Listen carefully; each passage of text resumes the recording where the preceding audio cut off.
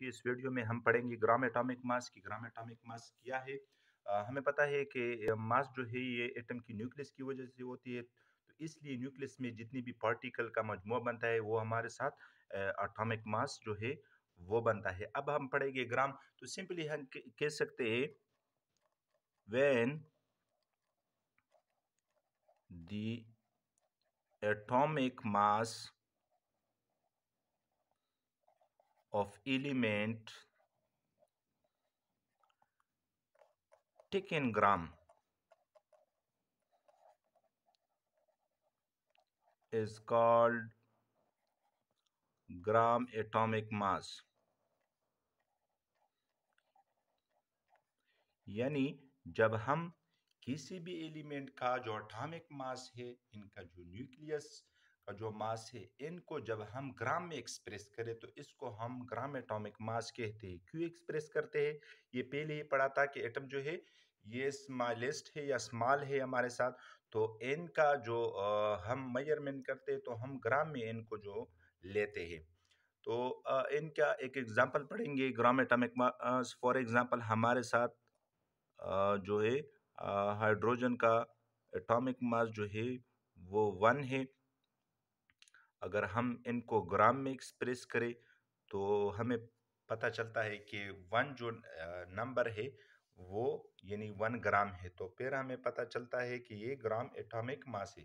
इसके बाद हम अगर ऑक्सीजन की तरफ जाए तो ऑक्सीजन का जो एटॉमिक मास है वो है 16।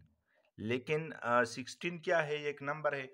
हमें फिर पता चलेगा इनसे, अगर हम इनको ग्राम में एक्सप्रेस करें तो हमें जो है अंदाजा होता है कि ये 16 ग्राम बनता है। तो इसको हम कहेंगे ग्राम एटॉमिक मास। और सिंपली इसको हम कहते हैं 1 मोल ऑफ हाइड्रोजन या मोल ऑफ ऑक्सीजन।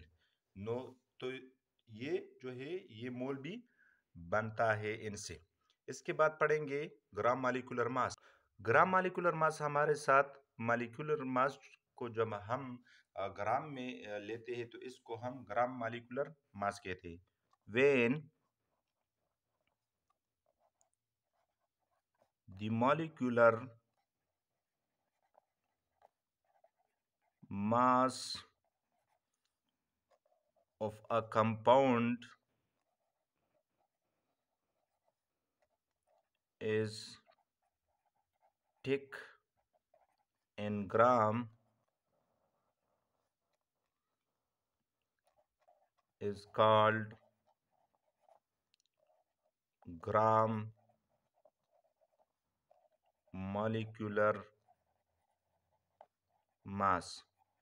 यानी जब हम मॉलिक्यूलर मास या किसी भी कंपाउंड जो है इनका जो मॉलिक्यूलर मास है इनको हम ग्राम में ले तो इसको हम ग्राम मॉलिक्यूलर मास कहते हैं। फॉर एग्जांपल हमारे साथ H2O एक कंपाउंड है और इनसे हम एक मॉलिक्यूल लेते हैं, यानी H2O ये हमारे साथ एज ए कंपाउंड इसको हम शो करते हैं। और इसी तरह इनसे एक मॉलिक्यूल हम लेते हैं जिसको हम वाटर कहते हैं या H2O। अगर हम इनकी बात करें तो सबसे पहले इनका जो एटॉमिक मास कम्बिनेशन है यानी मॉलिक्यूलर मास वो निकालेंगे, फिर इनको एक्सप्रेस करेंगे। तो हमारे साथ ये 2 हाइड्रोजन है और हाइड्रोजन का जो एटॉमिक मास है वो 1 है। इसी तरह इनको प्लस करेंगे ऑक्सीजन जो कि 16 है, तो हमारे साथ जो है ये 18 बनता है। यानी वाटर मॉलिक्यूल जो कि एक कंपाउंड से हमने लिया है या कंपाउंड का जो मॉलिक्यूलर मास है वो 18 बनता है। लेकिन अगर हम इनको ग्राम में ले क्योंकि हमें पता नहीं चलता कि 18 क्या है, ये एक नंबर है, इसको हम ग्राम में लेते हैं। क्यों ग्राम में लेते हैं? क्योंकि मॉलिक्यूल या इस तरह एटम जो है या केमिस्ट्री में जितनी भी मिक्सचर है या कंपाउंड है तो इनका जो मेजरमेंट है वो हम ग्राम में करते हैं, तो इसलिए इसको हम ग्राम में लेते हैं। तो इसको हम कहेंगे ग्राम मॉलिक्यूलर मास, और सिंपली मोल भी कह सकते हैं। यानी 1 मोल जो है ये 18 ग्राम ऑफ वाटर जो है ये इनका बराबर होता है। इसके बाद पढ़ेंगे फार्मूला ग्राम फार्मूला मास भी इनका डिफिनीशन भी उस तरह है। फार्मूला मास हमें ऑलरेडी पता है कि फार्मूला मास हमारे साथ फार्मूला यूनिट के जो एटम है इनकी जो एटॉमिक मास है इनका मजमुआ बनता है, तो इसको हम फार्मूला मास कहते हैं। अब इनका डिफिनीशन हम इस तरह करेंगे, व्हेन दी फार्मूला मास